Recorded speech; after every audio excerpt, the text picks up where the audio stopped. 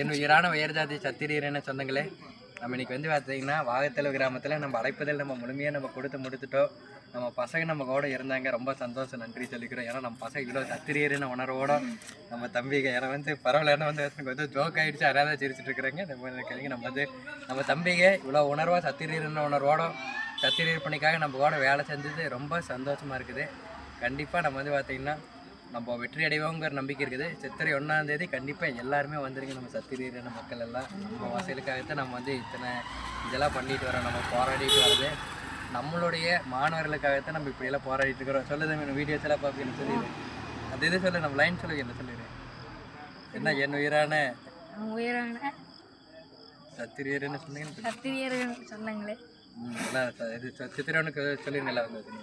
சித்திரை 1ஆம் தேதி எல்லாருமே அம்மா வீட்டுக்கு வந்துருங்க. பார்த்து ரொம்ப சந்தோஷமாக இருந்து கண்டிப்பாக வந்து கண்டிப்பாக